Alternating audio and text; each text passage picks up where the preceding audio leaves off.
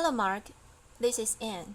My student number is S0241021. Film March 2015 at TED 2015. Stephen Wise. Chimps have feelings and thoughts. They should also have rights. I'd like to have you look at this pencil. It's a thing. It's a legal thing. And so are books you might have or the cars you own. They are all legal things. The great apes that you'll see behind me, they too are legal things. Now, I can do that to a legal thing. I can do whatever I want to my book or my car. These great apes you'll see. The photographs that taken by a man named James Mollison, who wrote a book called James and Other Apes. And he tells in his book how every single one of them, almost every one of them, is an orphan who saw his mother and father die before his eyes. They are legal things. So for centuries, there's been a great legal wall that separates legal things from legal persons. On one hand, legal things are invisible to judges. They don't count in law. They don't have any legal rights. They don't have the capacity for legal rights. They are the slaves. On the other side of the legal wall are the legal persons. Legal persons are very visible to judges. They count in law. They may have many rights. They have the capacity for an infinite number of rights. And they are the masters. Right now, all non-human animals are legal things. All human beings are legal persons. But being human and being a legal person has never been, and it's not today, synonymous with a legal person. Humans and legal persons are not synonymous. On the one side, there have been many human beings over the centuries who have been legal things. Slaves were legal things. Women, children were sometimes legal things. Indeed, a great deal of civil rights struggle over the last centuries has been to punch a hole through that wall and begin to fit these human things through the wall and have them become legal persons. But at last, that hole has closed up. Now, on the other side are legal persons, but they've never only been limited to human beings. For example, there are many legal persons who are not even alive. In the United States, we are aware of the fact that corporations are legal persons. In pre-independence India, the court held that a Hindu idol was a legal person, that a mosque was a legal person. In 2000, the Indian Supreme Court held that the holy books of the Sikh religion was a legal person. In 2012, just recently, there was a treaty between the indigenous people of New Zealand and the Crown, in which it was agreed that the river was a legal person who owned its own riverbed.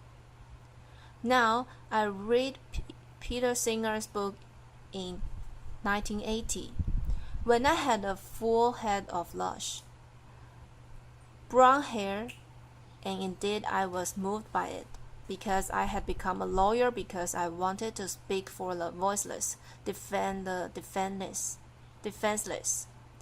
And I never realized how voiceless and defenseless the trillions, billions of non-human animals are.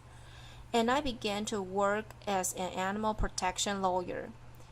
And by 1985, I realized that I was trying to accomplish something that was literally impossible. The reason being that all of my clients, all the animals whose interests I was trying to defend, were legal things. They were invisible. It was not going to work, so I decided that the only thing that was going to work was they had.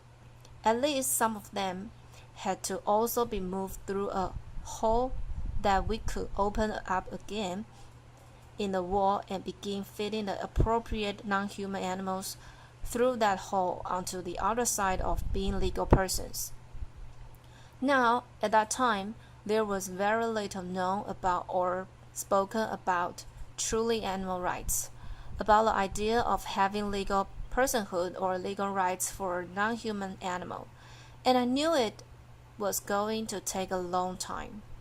And so, in 1985, I figured that it would take about 30 years before we'd be able to even begin a strategic litigation, long-term campaign in order to be able to punch another hole through that wall. It turned out that I was pessimistic, that it only took 28.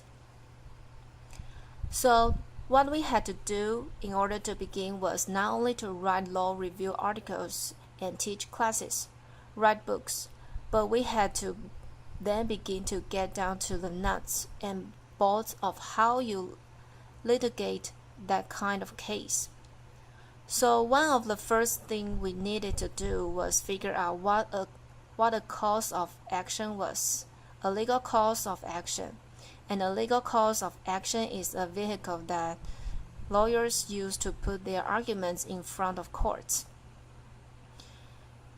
It turns out there's a very interesting case that had occurred almost 250 years ago in London called Somerset versus Stewart, whereby a black slave had used the legal system and had moved from a legal thing to a legal person.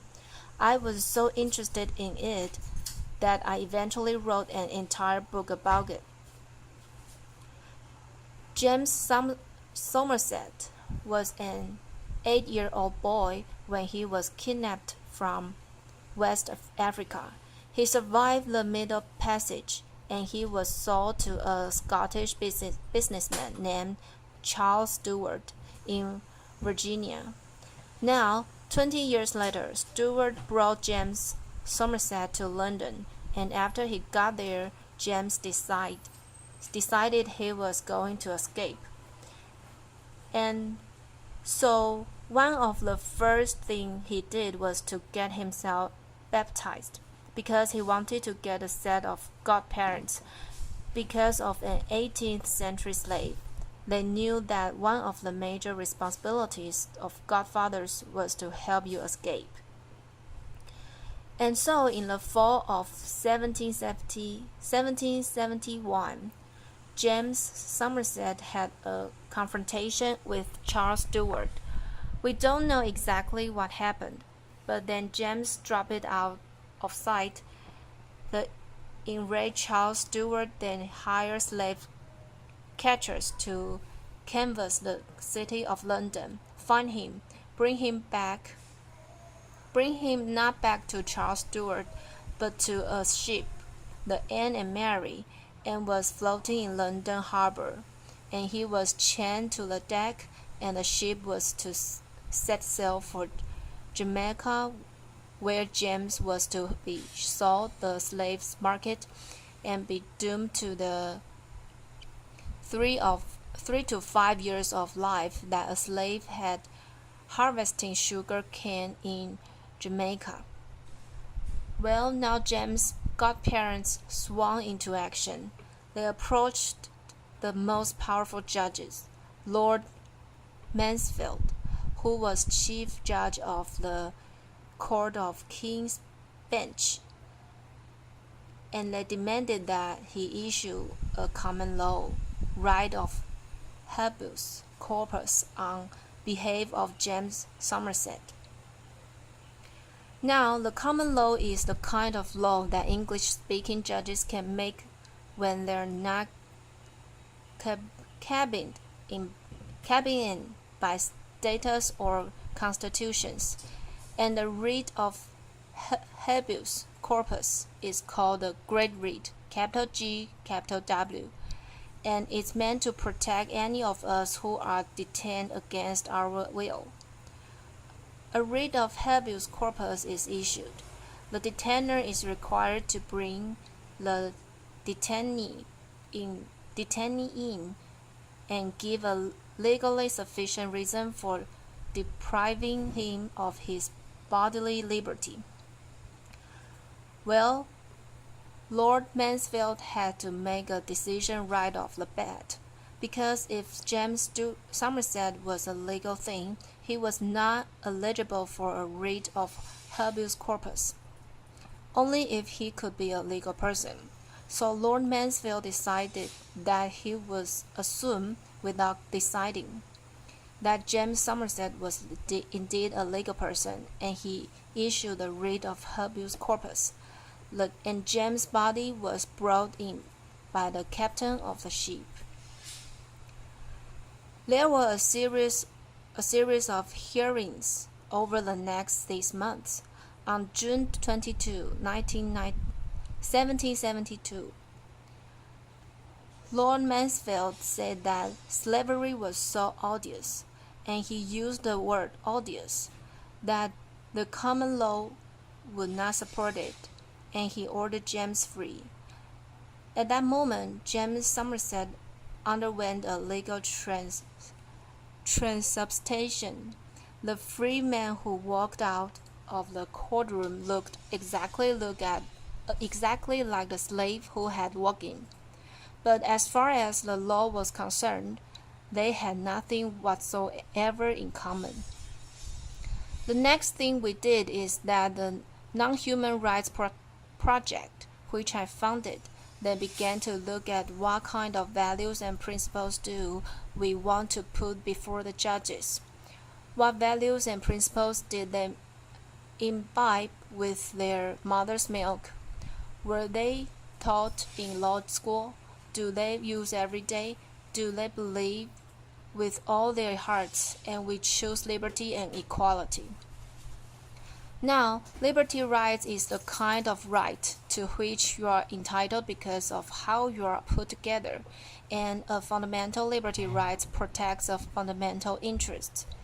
And the supreme interests in the common law are the rights to autonomy and self-determination. So they are so powerful that in a common law country, if you go to a hospital and you are refused life-saving medical treatment, a judge will not order it forced upon you, because they will respect your self-determination and your autonomy. Now, an equality right is the kind of right to which you are entitled because you resemble someone else in a relevant way. And there's a relevant way. So if you are that, then because they have the right, you are like them. You are entitled to the right. Now, courts and legislatures draw lines all the time. Some are included, some are excluded. But you have to. At the bare minimum you must. And line has to be a reasonable means to a legitimate end. The Non-Human Rights Project argues that drawing a line in order to enslave an autonomous and self-determined being, like you are seeing behind me, that's a violation of equality. We then searched through 80 jurisdictions. It took us 7 years to find a jurisdiction where we wanted to begin filling our first suit.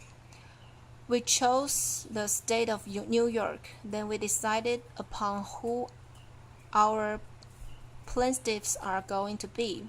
We decided upon chimpanzees, not just because Jane Goodall was on our board of directors, but because they, Jane and others, have studied chimpanzees intensively for decades.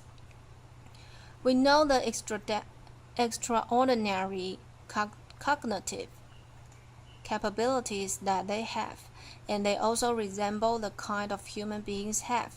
And so we chose chimpanzees, and we began to then canvass the world to find an expert in chimpanzee cognition. We found them in Japan, Sweden, Germany, Scotland, England, and the United States, and amongst them they wrote 100 pages of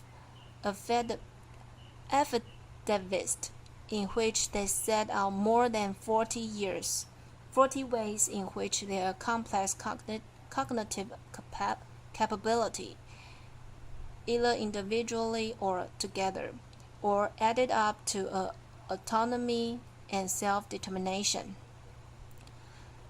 Now, these include, for example, that they were conscious, but they are also conscious that they are conscious. They know they have a mind, they know that others have minds, they know they are individuals and that they can live. They understand that they lived yesterday and they will live tomorrow. They engage in mental time travel. They remember that happened yesterday. They can anticipate tomorrow, which is why it's so terrible to imprison a chimpanzee, especially alone. It's a thing that we do to our worst criminals, and we do that to chimpanzees without even thinking about it. They have some kind of moral capacity. When they play economy games with human beings, they'll spontaneously make fair offers, even when they are not required to do so. They are numerate. They understand numbers. They can do some simple math. They can engage in language or to stay out of the language wars. They are involved in intentional and referential communication in which they pay attention to the attitudes of those with whom they are speaking. They have culture, they have a material culture, a social culture, they have a symbolic culture. Scientists in the Thai forest in the Ivory Coast found chimpanzees who were using these rocks to mash open the incredibly hard hulls of nuts. It takes a long time to learn how to do that, and they excavated the area and they found that this material culture, this way of doing it, these rocks had passed down for at least 4,030 and 300 years through 225 chimpanzee generations. So now we needed to find our chimpanzee. First, we found 2 of them in the state of New York. Both of them would die before we could even get our suit filed. Then we found Tommy. Tommy is a chimpanzee. You see him behind me. Tommy was a chimpanzee. We found him in that cage. We found him in a small room that was filled with cages in a larger warehouse structure on a used trailer lot in central New York. We found Kiko, who is partially deaf. Kiko was in the back of a cement storefront in western Massachusetts. And we found Hercules and Leo. There are 2 young male chimpanzees who are being used for biomedical anatomical research at Stony Brook. We found them. And so on the last week of December 2013, the Non-Human Rights Project filed 3 suits all across the state of New York using the same common law writ of habeas corpus argument that had been used with James Somerset, and we demanded that the judges issue these common law writs of habeas corpus. We wanted the chimpanzees out, and we wanted them brought to save the chimps, a tremendous chimpanzee sanctuary in South Florida, which involves an artificial lake with 12 or 13 islands. There are 2 or 3 acres where 24 chimpanzees live on each of them, and these chimpanzees would then live the life of a chimpanzee with other chimpanzees in an environment that was as close to Africa as possible. Now, all these cases are still going on. We have not yet run into our Lord Mansfield. We shall. This is a long-term strategic litigation campaign. We shall. And to quote Winston Churchill, the way we view our cases is that they are not the end. They are not even the beginning of the end, but they are perhaps the end of the beginning. Thank you. Applause. Thank you, Mark.